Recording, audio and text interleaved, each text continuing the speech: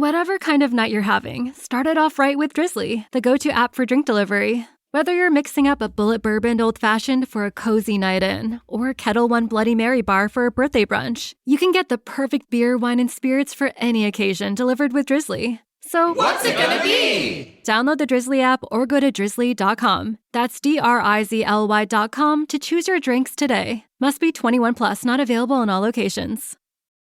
Gear Patrol calls their new dive watch the best sub-$500 dive watch. Full stop. Men's Health rated them as the most stylish solar watch in the game. Who are we talking about? It's Movement. They're leveling up your gift giving with the sleekest watches you can buy and the biggest deals of the season. From their innovative ceramic materials to sexy automatic divers, from ultra-thin dress watches to solar-powered statement pieces, and everything in between, Movement is making sure you're the good gifter this year for your family, your friends, or for yourself. And now you can take advantage of 30 to 50% off Movement's California clean watches, jewelry, and accessories to get them a gift they'll never forget. With fast, free shipping and returns and amazing bang for your buck, Movement makes for a relaxed shopping experience.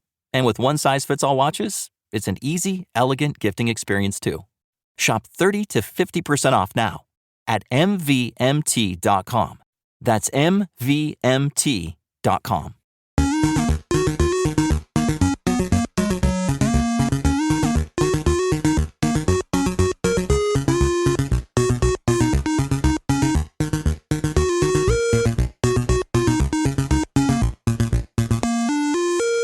Hey guys, welcome to the 14th episode of Three Terrible Gamers. I am Ashton, here with Colin. Hey guys, 14's pretty high. Just keep on climbing. That's right. Yeah, we're a little late putting this one out. We're both traveling back to our home state, West Virginia, this weekend, and then I've been sick and we've all been busy, so we're just not getting it out, but better late than never. Yeah, we both had to receive our new sponsorship, which will be coming out on the 7th, so be on the lookout for it. That's right. So can't tell you who it is just yet, but you got, as of date of recording, 4 days to find out. So might be able to do a little bonus episode on that day to get it out in the open. Well, we go every week back on normal time come Tuesday anyways, so you'll find out on the 8th. Yeah, there you go. All right, so since we are late, happy late Halloween to everybody, and happy birthday. Somebody's birthday out there somewhere. All right, let's get started. All right, first on the agenda, Zelda wiki goes independent. What's your insight on that? My insight on that is it's basically going back to its roots out of corporate setting, because that was their whole entire thing back in the day. Was it started out with just independently owned, the whole 9 yards, then facing dollar signs, and then the rest just carried on from there. But the fact that it's a corporate setting, they try to unionize, and that's when they basically shut down. So they was just like, well, I technically still have rights to it, so screw you guys, we're going this way. Right. Yeah, I seen that. I seen that Fandom bought Giant Bomb and GameSpot for $50 million, and that's why they left, because they was, since they bought them, they're kind of questioning the staffing decisions, and where they, like you said, they started out independent from 2005 to 2017, and whenever they were, going by those questionable staffing decisions, they were afraid that they wouldn't be operated by fans anymore. So that's why they left, is because, they wouldn't have to worry about being overtaken, and they would have, obviously more control over their own company if they would have left. So. Exactly. So I think it's going to work out better now that they're able to do that instead of go through the corporate thing, because everything non-corporate is better. We can all agree on that. Yeah, and I love Zelda Wiki. I go there for a lot of stuff when I play Zelda games, just for, to get some more information on certain items, and the lore and everything of all the games is on there. And like I said, it is written by fans, so they get more in depth with it than even Nintendo themselves. So it's great to use, and I use them in Zelda Dungeon all the time when I'm playing Zelda games to just get further into the story and everything. Oh yeah, definitely. And what you've 100%ed a few of them, haven't you? Yeah, I've 100%ed Wind Waker, Ocarina of Time 3D, not the original Ocarina of Time, but 3D. I've 100%ed Skyward Sword, HD remake, and the Link's Awakening remake. And it was all pretty much help to Zelda Wiki. Right. Yeah, I've always looked at Zelda Wiki, see what these items are, whatever, and then Zelda Dungeon if I would happen to get stuck in any of those Zelda games for some reason. I try to not strictly abide by the walkthroughs, try to figure out stuff on my own, but sometimes everybody got to look at a walkthrough unless you're wanting to spend hours and hours figuring something out. Because we definitely aren't that That's smart. Right, I'm not smart. I'm just like I am a terrible gamer. So. That's right. That's why we rely on Zelda Wiki and Zelda Dungeon. So you use Zelda Dungeon as well? That's usually the only thing I actually use. If I question the dungeon, I'll switch over to Wiki, whatever it is right now. Oh, okay. But Wiki. yeah, that's what I mainly use is Zelda Dungeon. Yeah, it's nice. Before I didn't even know about Zelda Dungeon, which I've been using it for. What is this, 2022? I've been using it for 11 years or so now.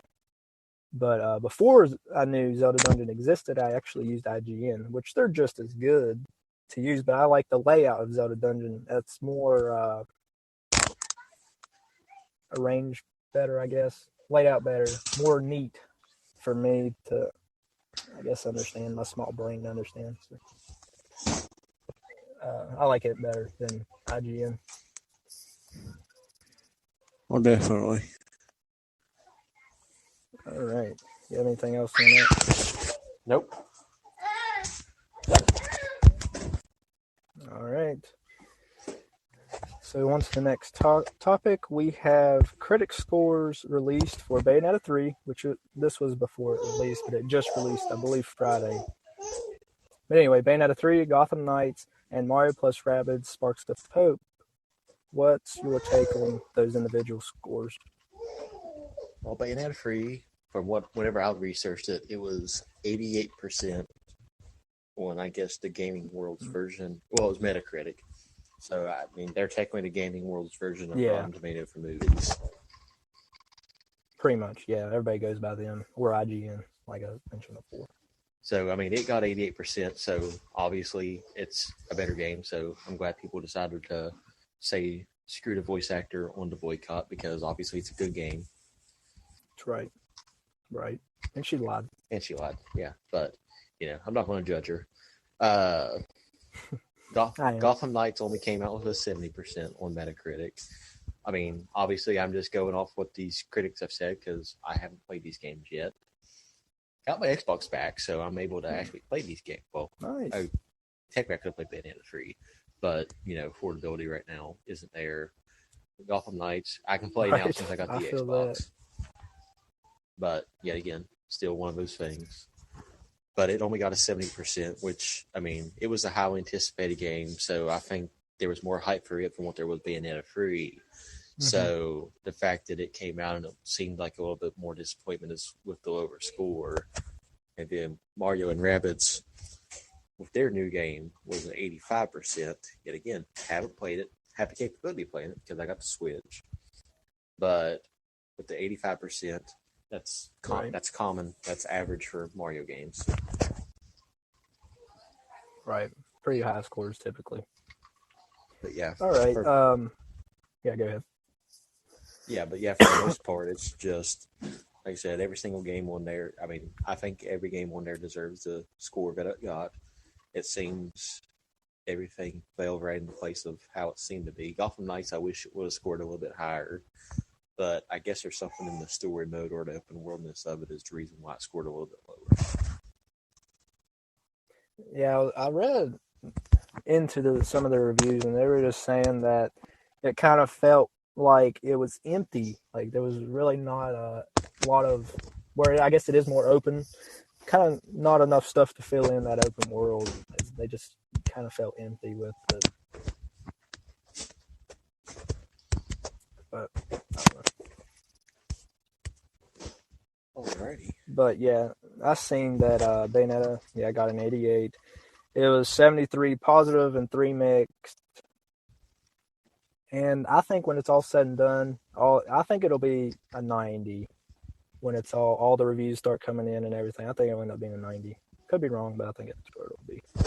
Because Bayonetta 2, I'll give him an extra 2 points. Because Bayonetta 2 on the Switch got a 92. And then Bayonetta 1 on the 360, which it came out on other systems too, but just specifically on the 360, they got a 90. So I don't think, and people are saying that the third one so far, the people that's played it, is really, really good, better than the first two. So I know that's just opinions, but I think it'll end up being a 90. And then Gotham Knights, I think my score is different than yours. Mine, whenever I see it, it was a 64. I'd seen it the day that you sent me the topic list, so that was pretty much brand new at that point. So it's probably hash dropped since then. Because like I said, people were complaining with something in the story mode.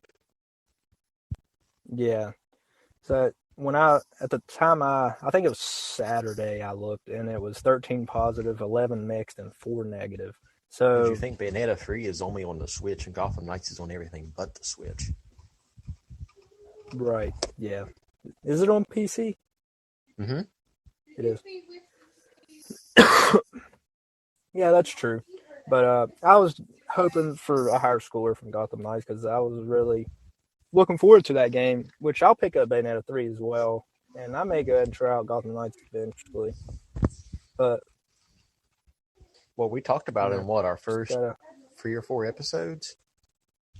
Yeah, we've been talking about it for a while, anticipating it. So sad to see that it's so low, but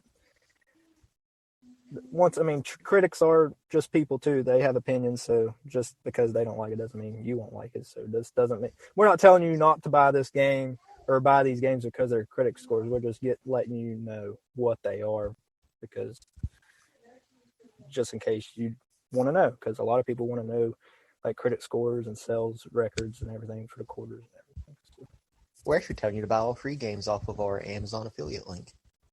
that's right. Bayonetta 3 is on there, and Mario.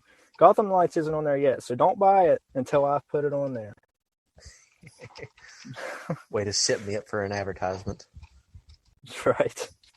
All right, and then Mario plus Rabbids Sparks of Hope is at an 86. At the time I looked, like I said, it was Saturday. So it was 100%, 100 positive, not 100%, I'm sorry, 100 positive scores and 3 mixed. That the 3 mixed is what brought it down to 86. But I mean, like Colin said, that's just your typical Mario game, really. I mean, getting a high score close to 90 is, that's always a given. And I did play a little bit of the first Mario plus Rabbids Kingdom Battle. It's all right. A lot of people loved it, but it's just, you've heard me say it before. RPG. Yeah, exactly. It's just too much of an RPG. That's all it is. It's just too much. I don't like RPGs. You guys have heard me say that before. I don't like RPGs. If they bring it out like a first-person shooter or something, yeah, that'd be great. But that's RPGs, not my style. And we've also talked about Mario being a first-person shooter too. So. Yep. Yeah, and Colin shares my RPG hate. It's not really a hate. It's a dislike.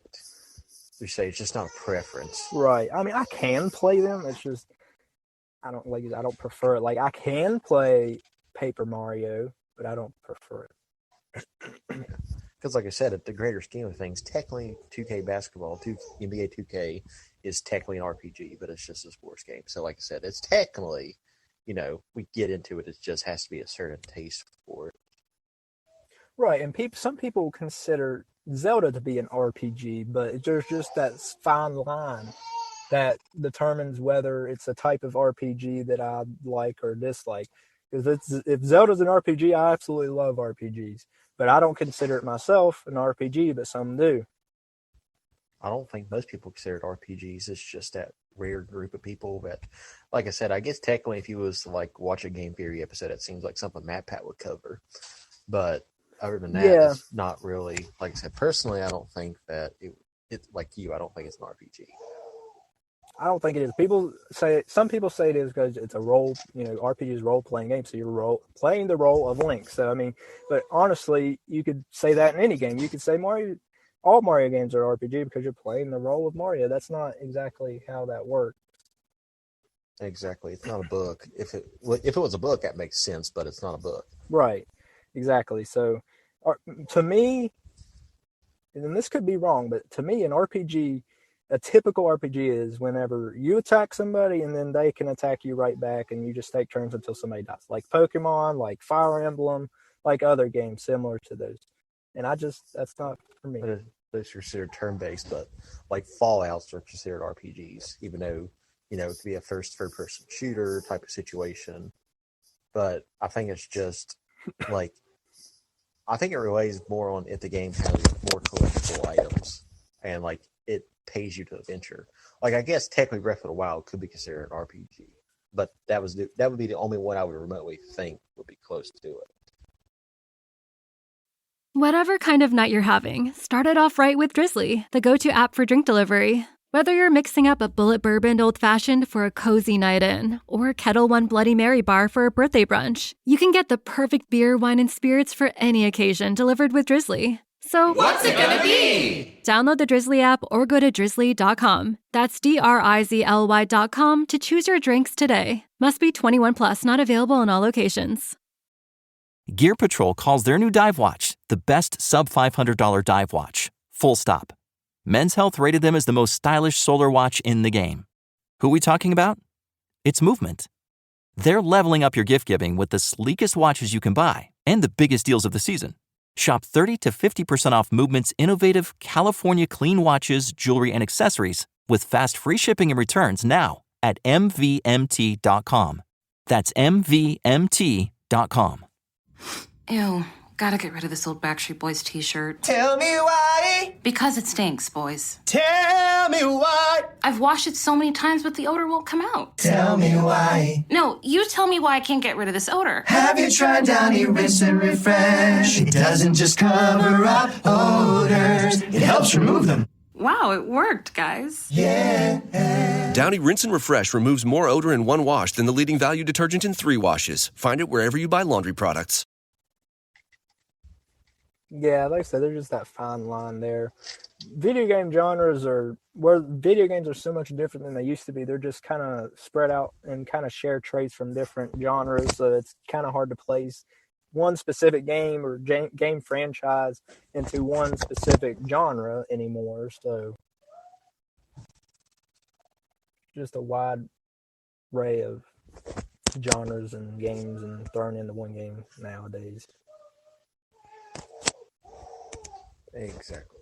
Like back in the day, you could say Mario, like on the SNES and the NES was a 2D side scroller, 2D platforming side scroller. That's what you would consider it. But nowadays, I mean, you could just have so many different, like obviously they consider Metroid like Metroidvania, like because they get that genre from obviously Metroid and Castlevania, so they call it Metroidvania. But now with Metroid Prime, for example, would be on a whole different genre. So it just depends on the game. Yeah, because it's basically a 2D side scroller you can shoot with the originals. Right. And then Castlevania, you more instead of shooting, you more like had a whip and stuff. So it's just. Hey, I mean, you can still throw like a boomerang type of situation, or I think you threw a cross actually, but it worked like a boomerang. I think it was a cross. Yeah. Because it was religion based. Right, yeah. And you dealt with monsters like Dracula and stuff like that, and then it, like you said, like religion and stuff. They, I guess, use the cross to scare the monsters away or something. I don't know. I mean, vampires, it's garlic or crosses. So, I mean, it makes sense, but that's another rabbit hole that we don't really need to go down for a gaming podcast. Right. Yeah. All right. Xbox Q1 sales report. Xbox Q1 sales. They reported that it was 3.61 billion. That's the best so far in a year's time, with the previous personal record from Xbox being $3.59 billion in Q1 sales, which I think them finally being able to push out the new series of Xboxes has definitely helped with that, but them also being more inclusive with the Game Pass and everything else has definitely helped with the sales too, because that counts everything. That counts game purchases, in-game purchases for their specific games. Well, I think any game that has it in purchase. So, I mean, obviously with inflation too, I think Yeah, sales like are in just the going to Microsoft continue to store. go up. Yeah. Yeah, they were up. I seen hardware, so like the Series S and the Series X was up 13% from last quarter. But software it took a 3% dip. So less people buying games. I mean 3%, I mean that's not bad, but up 13%. One skyrocketed. Right. Up 13% with hardware, that's great, especially for right now with where it's harder and harder to find these consoles. That means Microsoft's trying to push them out the door a little bit more than what they were. I mean, I know the chip shortage and everything. All three companies are having hard times getting consoles. It seems like Nintendo's doing the best out of the three, but it seems like Microsoft's doing better than Sony with getting those Series X's. You can go to right now, at least I can go to any Walmart or Target right now and see a Series S, but I can't see a Series X. So I've actually seen a couple down here. Series X's. Yeah. But obviously there's more. Well, I mean, you're in between Pittsburgh and Philadelphia now, so I don't really know why you would still have the same thing, but I live in a tourist area, so I guess they would technically have more available down here. Right. Yeah. So I haven't seen any. I've seen the Series X mini fridges, but not the actual console. Here's you some Mountain Dew that you can't play on this actual console, but here's your fridge for it. Hey, I'd take that fridge. That thing's nice. Have you seen them? I actually haven't. That's the first I've heard of them. Oh, really? They're nice. They look. I mean, they obviously look just like the Series. I think they're even like the exact same size. They may be a little bit bigger, scaled bigger. But so, what at that point you could probably hold like 6 cans. Yeah, probably like those ones that we bought that one day. All the Coke ones. Yeah. Actually, it might be a little bit bigger than those. As you say, it would be at least a little bit taller. Yeah, they look nice. It may hold. As you say, it may hold the same amount. But that's about the average size of them. Yeah. How much do they cost? That's a good question. Same price as an Xbox? I don't think quite that high.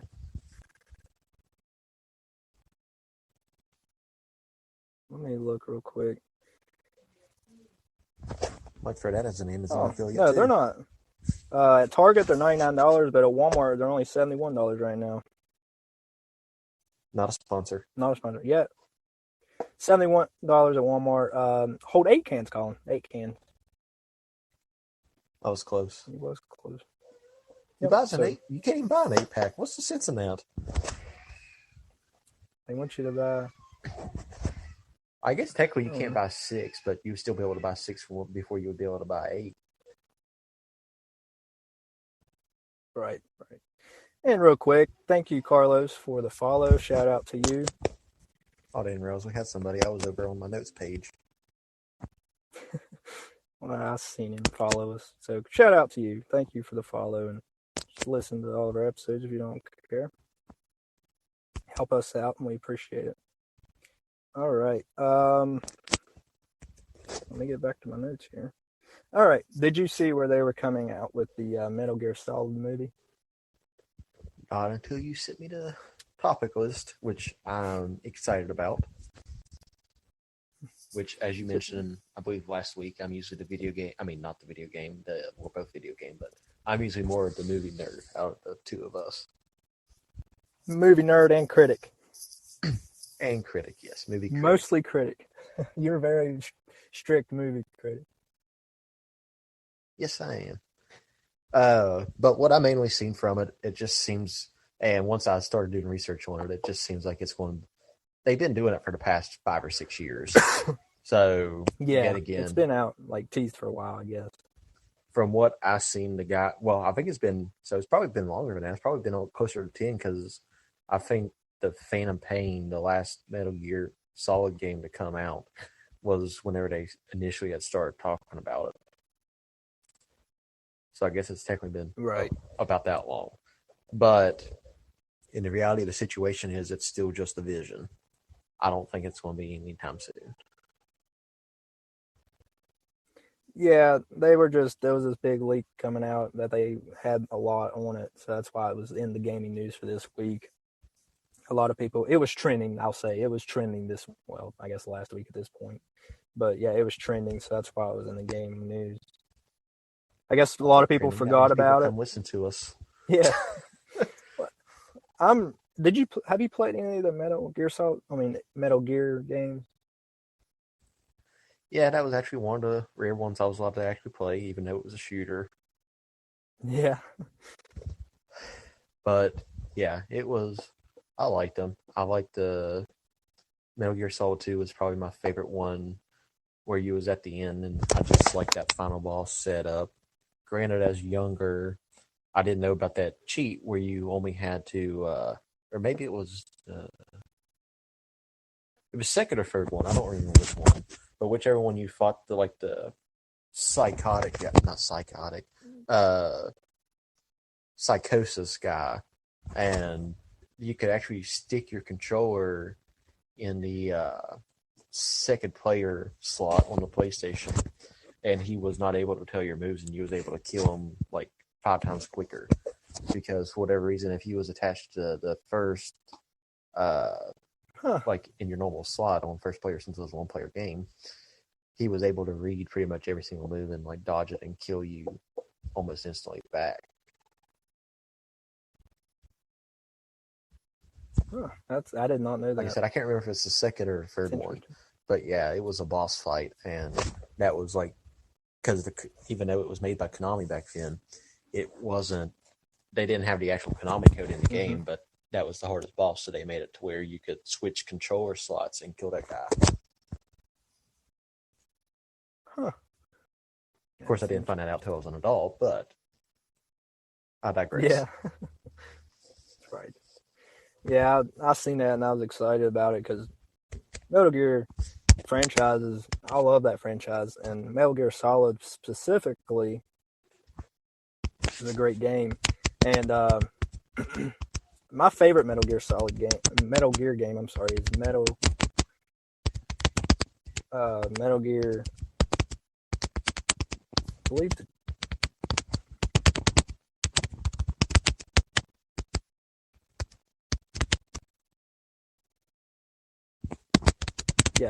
my favorite one is the Twin Snakes, which is the remake of the first one on the GameCube, and that's my favorite one. Gotcha. I think that's the one I was trying to refer to. Is that the one where you got a knife back guy in the ghillie suit? Yeah. Yeah. That's the one I was initially trying to reference, and then I got the game confused because I think that was technically the original second one remade. And I think it was the third one with that other guy. Yeah, I think you're right. And I think they should make more. I mean, I think we said this about the Mario movies as well. I think they should make more movies based off of games. And I'll say it again, give me a Zelda movie. But told you they're already making it on Netflix with Tom Holland. No, they're not, because I'll boycott it. I'll tell them they didn't pay me $4,000. Oh yeah, and it winds up being 20. Yeah. I seen Carlos had that question. I'll answer it live. I seen you already answered it, but I prefer like Colin said, more of a mixture. But for me, it seems like older games, I have more fun with them, or even remakes of older games. So I have more fun with those. I go back to those more than I do modern games because mostly the modern games I play are like NBA 2K or occasionally a Call of Duty. Now I'll play some new games that Nintendo releases, like I played Metroid Dread and games like that. But most of the time I go back to the old games, like back to the GameCube specifically. Well, you are the emulator out of the two of us. That's right. Okay, did you see Capcom's Resident Evil event? I did. They had a lot packed into that event. They did. It was starting to compare to a Nintendo Direct. It was. Just Resident Evil specifically, though. Yes, instead of just an array of things. Yeah. But what was it? Resident Evil Village is the getting in DLC even. Resident Evil Reverse is out on the 28th. I can't remember if it's... That was before. Yeah, it was October. Yeah, it was October 28th. By the time we done our topics, it wasn't the 28th yet, but now data recording, it's the 3rd of November. So.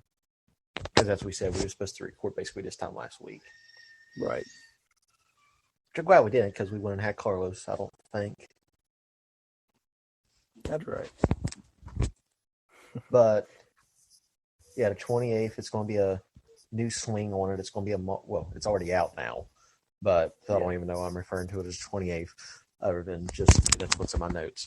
But it's multiplayer. So I think it has, and that's what everyone else has been saying too, is it seems like it needs its cinematic work done.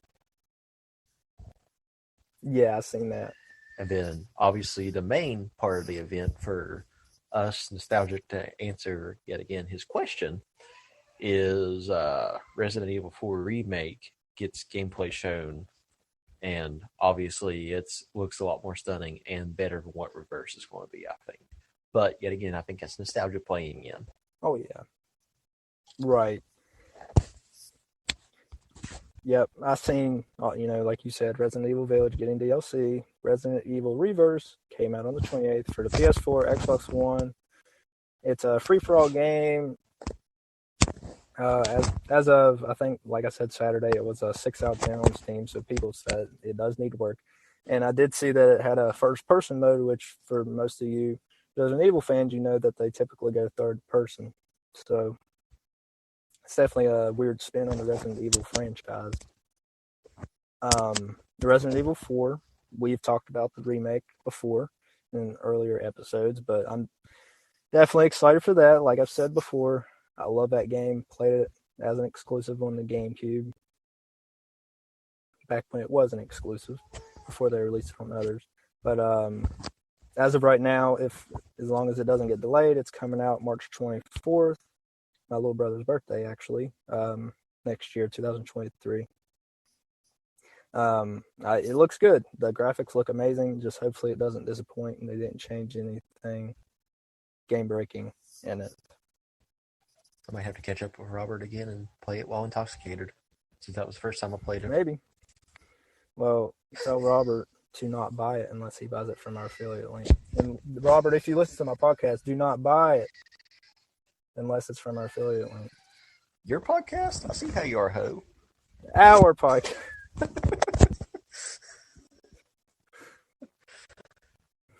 Oh shoot! I had to do that. Yeah. Are we wrapping it, or are we going hit the last topic? I'll wrap it because I'm going to bed. I got work tomorrow. Suspense. Yes, another episode where we discuss every topic but one. That's right. And you'll get this last topic as our first topic next episode. So be excited for that and just keep an eye out on that. So as always, guys, follow us on YouTube, on Instagram. Consider becoming a patron. You don't have to, but it helps us out. Join our Discord. It's free. At, Three Terrible Gamers. Just look us up on Discord or YouTube. It'll pop up. Colin, do you have anything? Be on the lookout for our new sponsorship. Don't be hesitant to purchase anything from that website once we release it. It is amazing stuff. Right. It is high quality stuff.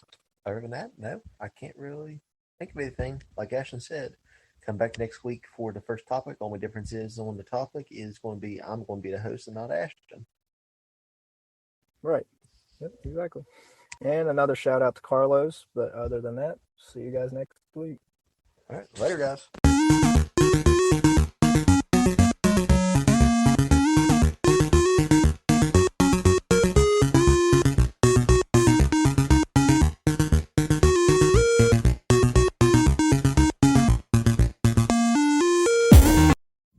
Ew, gotta get rid of this old Backstreet Boys t-shirt. Tell me why. Because it stinks, boys. Tell me why. I've washed it so many times, but the odor won't come out. Tell me why. No, you tell me why I can't get rid of this odor. Have you tried Downy Rinse and Refresh? It doesn't just cover up odors, it helps remove them. Wow, it worked, guys. Yeah. Downy Rinse and Refresh removes more odor in one wash than the leading value detergent in 3 washes. Find it wherever you buy laundry products.